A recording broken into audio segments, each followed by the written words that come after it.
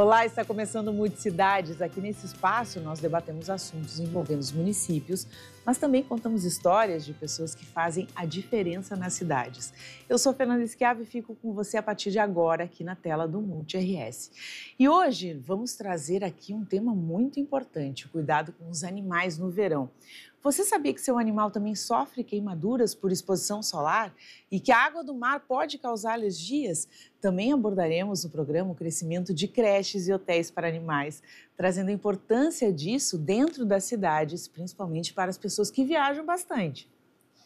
Para falar desse assunto, está aqui comigo, falando sobre os cuidados com a pele dos animais. Eu converso agora com a Pamela da Silva Meng, que ela é veterinária, é uma querida, é minha amiga, é a minha vete, que cuida dos meus bebês lá de casa. Pamela, que bom te ter aqui. Seja bem-vinda ao Multicidades. Pamela, começo a te perguntar o seguinte, quais são, para começo de conversa, a gente sabe que no verão a gente tem uma alteração de temperatura muito grande. Hoje, por exemplo, vindo para cá já estava mais de 30 graus. Quais são os cuidados que a gente tem que ter com os animaizinhos de estimação nesse período? Bom, principalmente hidratação, né? Assim como para nós a hidratação é super importante, para eles igual, né? E aí, o que a gente pode fazer para ajudar nesse momento? Troca de água frequente durante o dia, né? Não deixar aquela água parada o dia inteiro. Isso também já tira um pouco da vontade deles de tomar água. E uns cubinhos de gelo junto da água é bem legal. Ajuda a deixar a água mais fresquinha durante até a próxima troca de água. E também, né, já fornece um frescor maior para eles, né? E em relação aos passeios, por exemplo, os cãezinhos que eles costumam fazer xixi na rua, que tem saídas 1, 2, 3 vezes ao dia.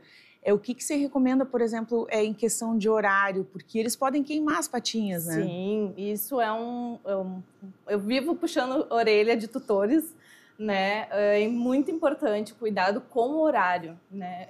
Antes de 8 horas da manhã e depois das 7 horas da noite, horário de meio-dia, nem pensar.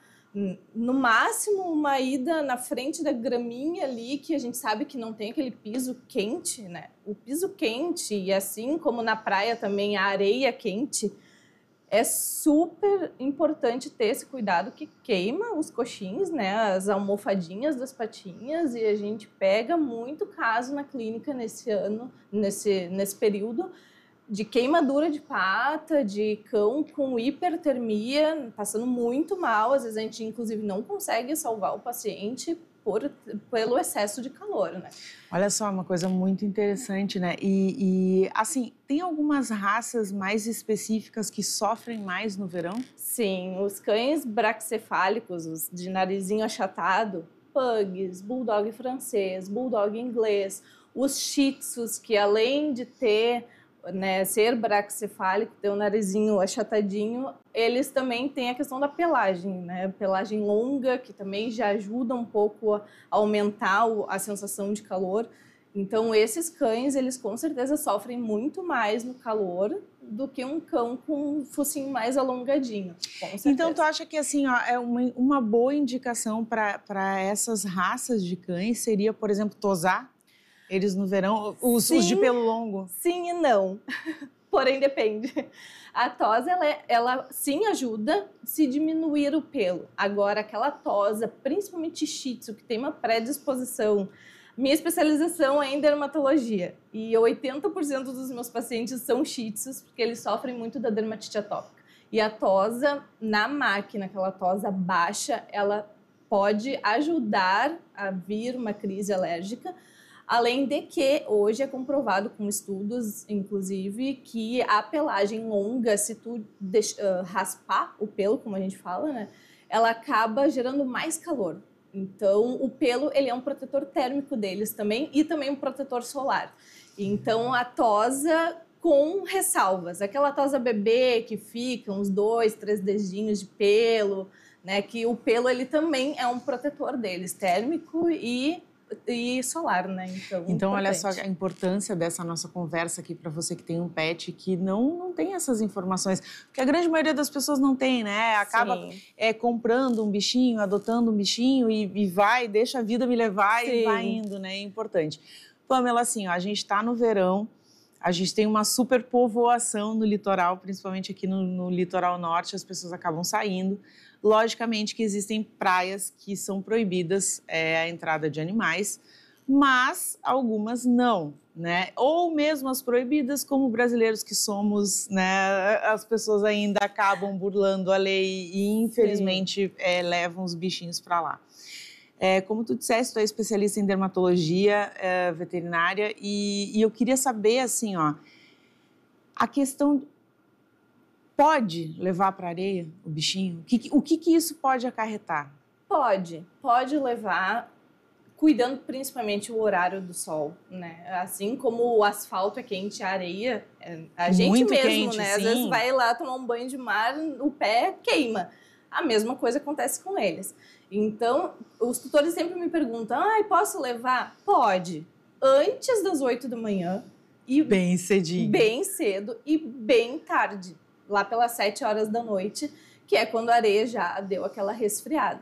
Claro, sempre tem que ser avaliado o cachorro de forma individual, né? Tem o paciente que ele tem predisposição a muitas alergias que eu não recomendo. Eu digo, não leva, porque a areia depois vai ficar ali no pelo.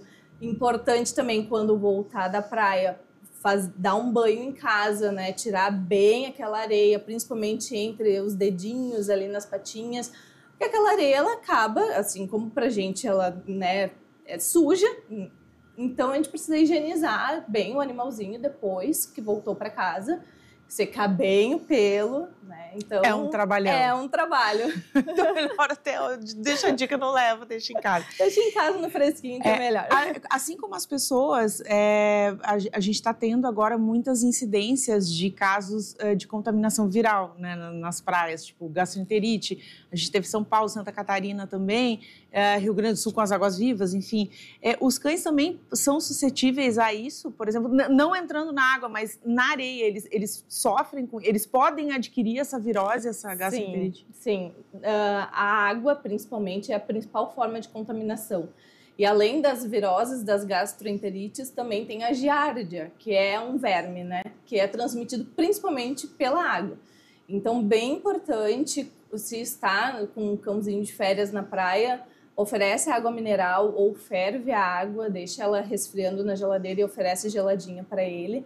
Ter esse cuidado também é muito importante com eles, porque assim como a gente, eles também podem sim contrair essas bactérias e ter toda uma alteração gastrointestinal bem feia. Tem cães que inclusive precisam ficar internados às vezes 2, 3 dias. E em relação à água do mar, né? Eu na época que eu morava em Maceió, tinha um carinha lá, um bulldog francês, que ele, na praia do Francês, que ele surfava, e era sensacional, era assim, ele era o grande evento da praia, era ver ele surfando.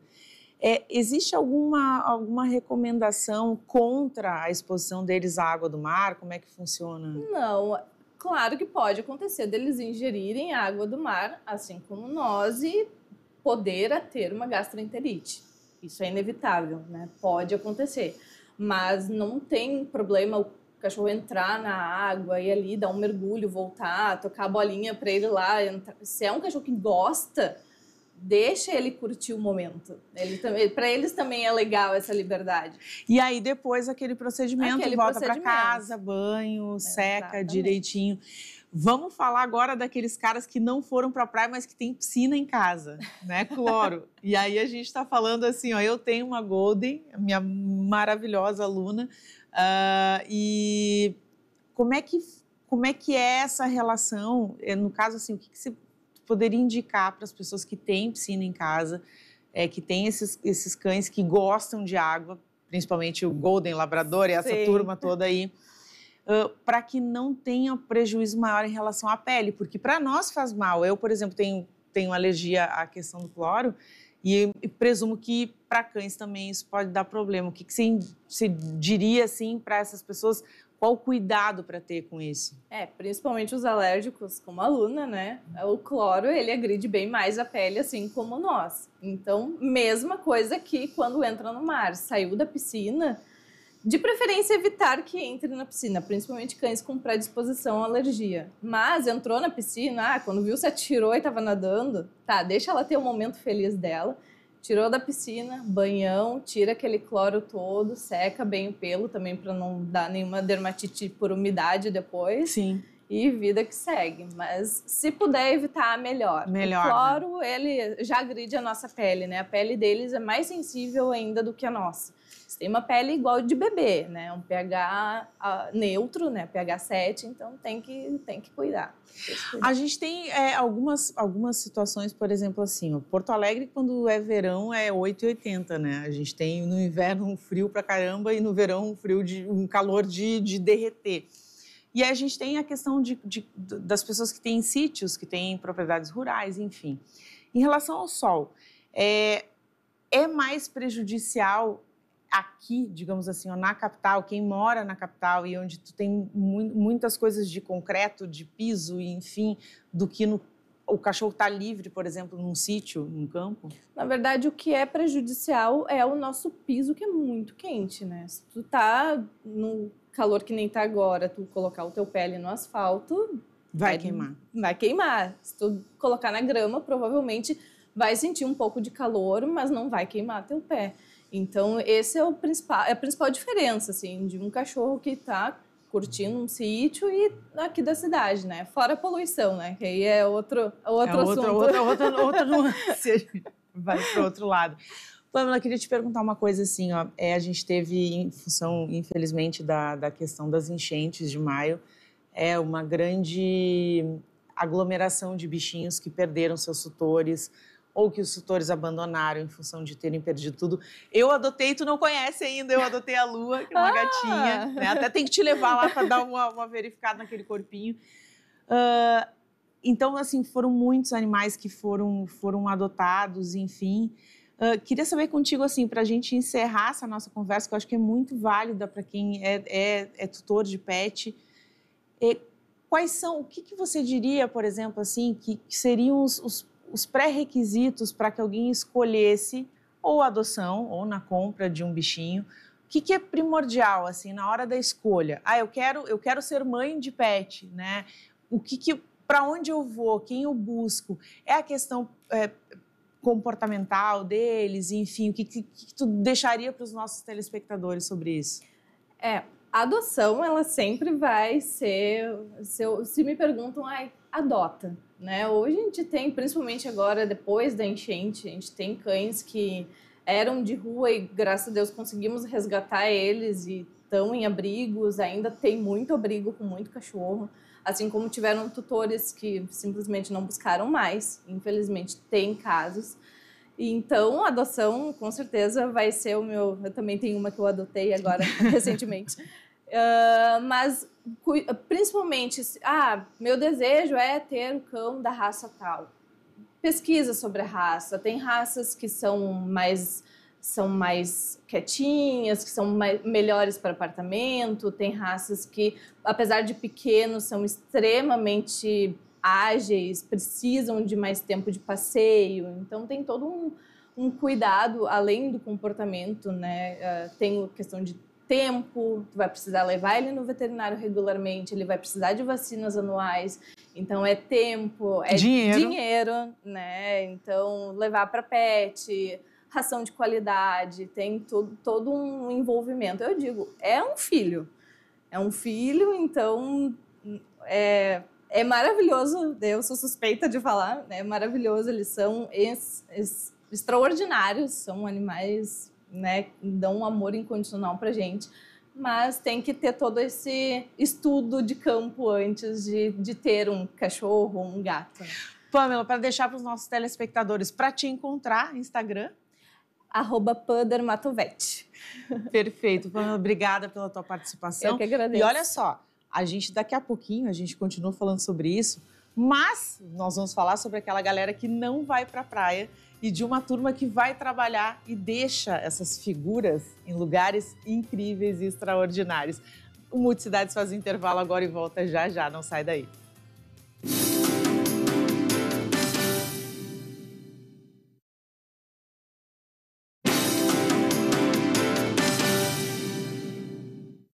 Na Ubra, você tem um futuro com raízes sólidas. O vestibular 2025 tá on. São mais de 30 opções de cursos presenciais, híbridos e EAD para você estudar com flexibilidade. E por falar nisso, sabia que você pode ingressar no curso dos seus sonhos por vestibular, segunda graduação, transferência ou nota do Enem? Aqui você tem condições de pagamento super especiais com opções de parcelamento e financiamento exclusivas, além de descontos imperdíveis. Estude com equilíbrio entre a teoria e a prática, com uma infraestrutura que oferece a melhor experiência e ultrapasse fronteiras com oportunidade de intercâmbio. Acesse ubra.br/vestibular e matricule-se. Ubra, nossas raízes são do Sul. E o Multicidades está de volta e falaremos agora sobre as creches para animais dentro das cidades. Em especial uma aqui mesmo em Canoas. Para falar comigo aqui no estúdio está a Natália Baumart Borges, veterinária e proprietária da creche do Cachorrão. Nath, seja bem-vinda. Muito obrigada. Que bom te ter aqui. Primeiro, gente, para quem não conhece esse contexto, qual é o Instagram da creche lá de vocês? @creche_do_cachorrão. Vocês não têm noção da fofura que é o perfil da creche da Nath. Nath, como é que surgiu a ideia de vocês fazerem essa creche para cães?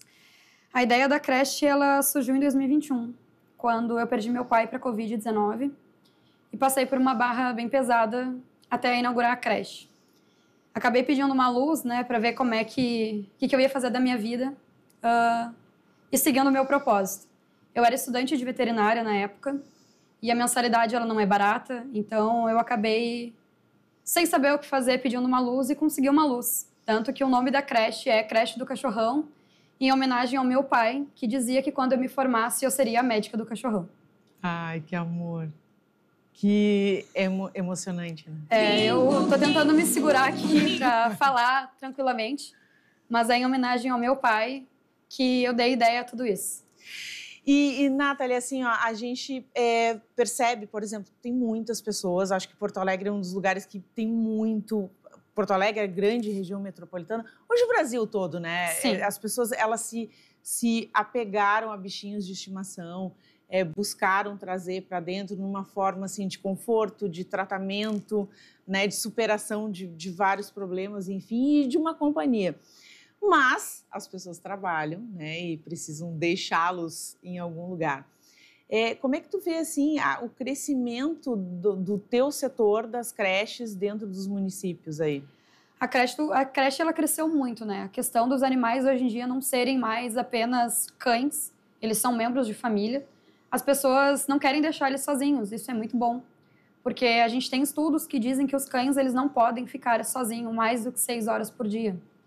E hoje em dia todo mundo sabe que as escalas estão cada vez mais sobrecarregadas e as pessoas estão trabalhando mais do que deveriam.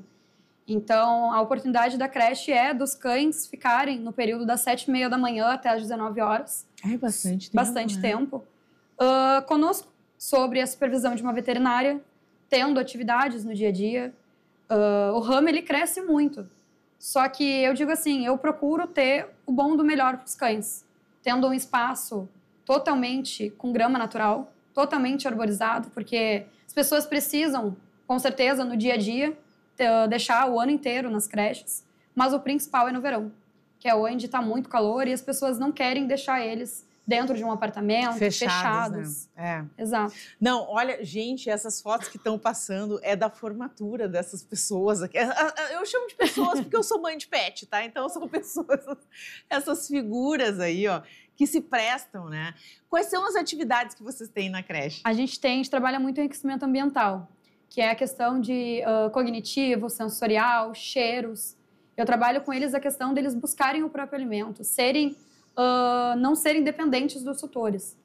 A gente propõe atividades para eles com fruta, com legumes. Eu deixo bem claro que eu não utilizo com eles nenhum tipo de petiscos, sou muito contra, até por conta da minha profissão, né? A gente tem que exercer ela em tudo que a gente coloca. Então, eles têm muitas atividades com água, a gente tem natação canina, A gente tem os galhos que eles brincam, eles são cachorros de verdade. Lá na creche é o nosso lema, né? Amor, liberdade e cachorro de verdade. Então lá eles podem cavar buracos, eles têm os próprios instintos naturais deles. Que coisa mais querida. Não, gente, assim, ó, quando a gente se depara com as imagens e com os vídeos, é muito fofo. E, assim, dá problema na creche entre eles. Dá. A gente tem alguns atritos em relação à comida, né? Eu digo assim, a gente não quer dividir comida, quem dirá eles. Então, todo o nosso espaço ele é pensado 100% nos cães. A gente tem um espaço de alimentação isolado. Mesmo o cão sendo da mesma família, ele come isolado. Os tutores trazem alimentação dentro das nossas mochilas que a gente tem para eles. Então, eles vêm com identificação, tudo bonitinho. E a gente utiliza pratos inox com as águas, para a água ficar gelada no dia a dia. E na alimentação, para ficar sempre o ambiente bem higienizado. Ah, é muito legal. E o que eu ia te perguntar assim, ó, vocês lá dentro da creche, vocês também trabalham com a questão do adestramento ou não? Isso fica por conta do tutor, por fora? A gente tem adestramento dentro da creche. O tutor, ele participa de todas as aulas. Então, a gente não adestra o cachorro. É o tutor que tem que aprender a lidar com o cão. Né? Verdade, então, a gente pede muito para o tutor, se possível, participar de todas as aulas. Porque lá dentro, a gente ensina ambos a saberem lidar um com o outro. Eu prezo muito a questão da harmonia. Os cães, eles devem ter uma harmonia no lar. Então, o tutor tem que saber lidar com o cão, porque os cães são mais inteligentes que a gente.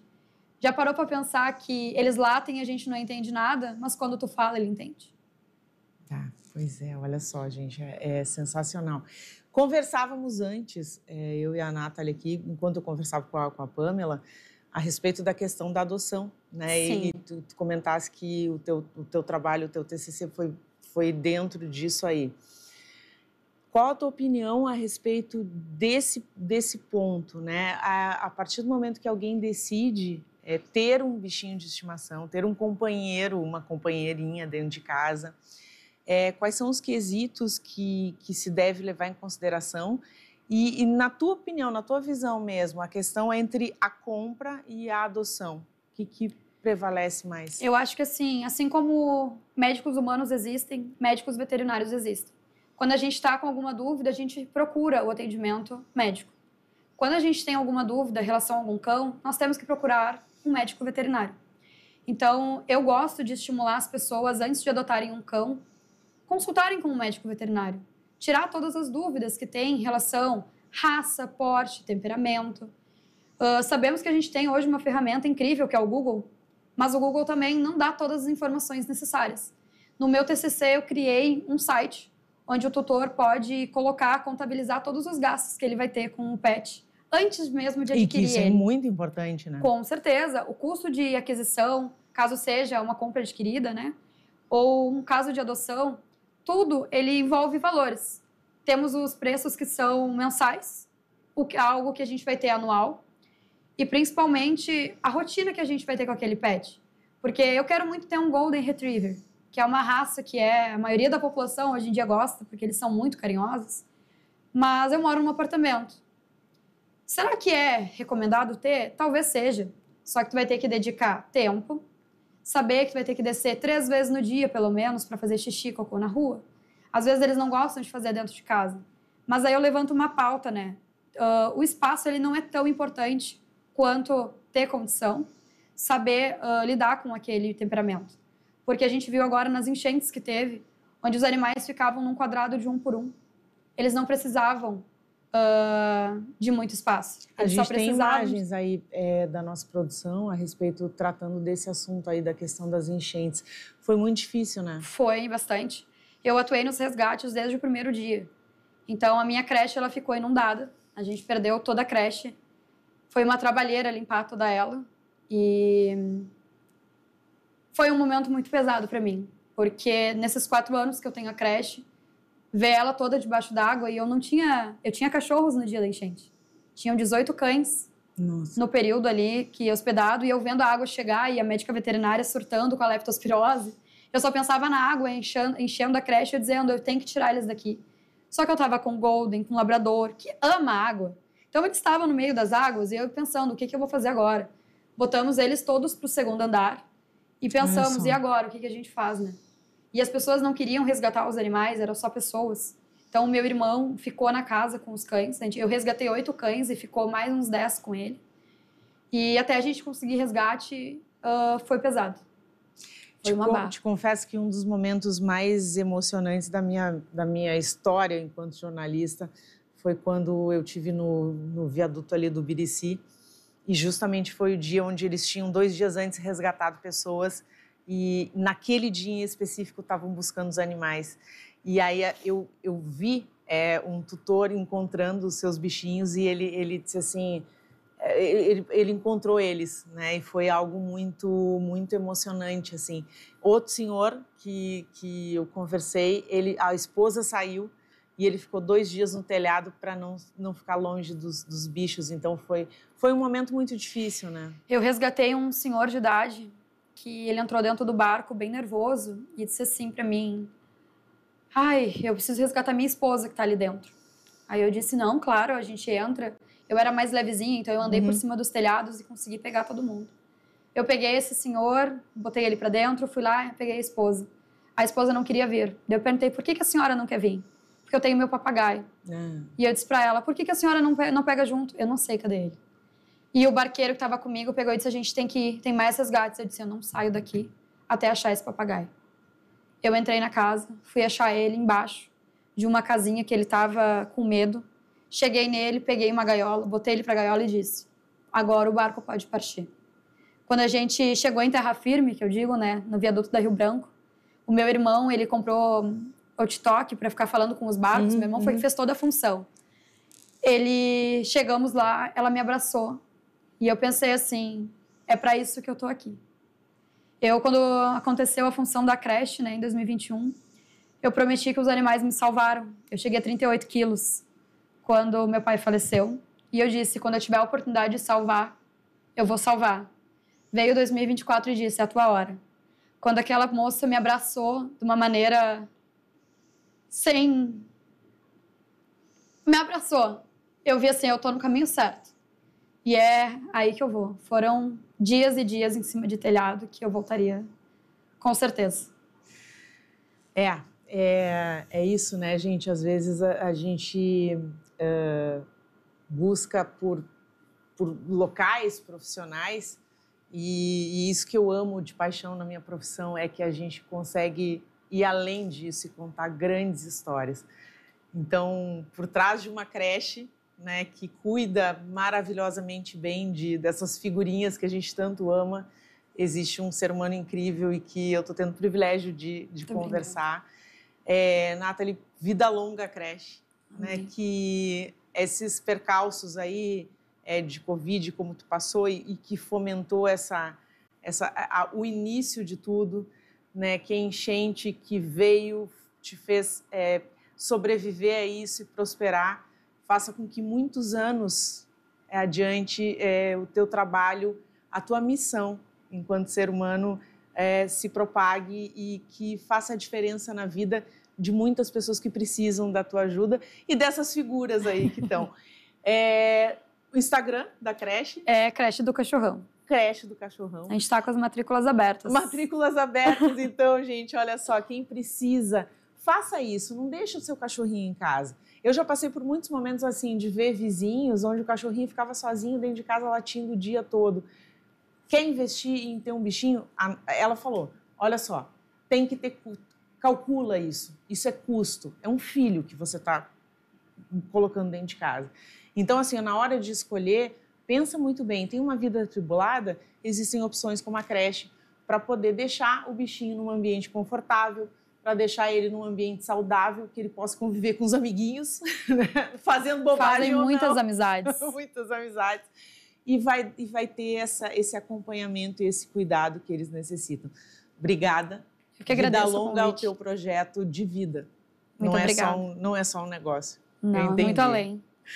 O Multicidade de hoje vai ficando por aqui, nesse ambiente fofo e importante, onde a gente tratou de cuidados com os animais, aonde deixá-los agora no verão, e não só no verão, durante o ano inteiro. E você já sabe, aqui a gente falou de muitos assuntos porque tudo é multi. Tchau, tchau.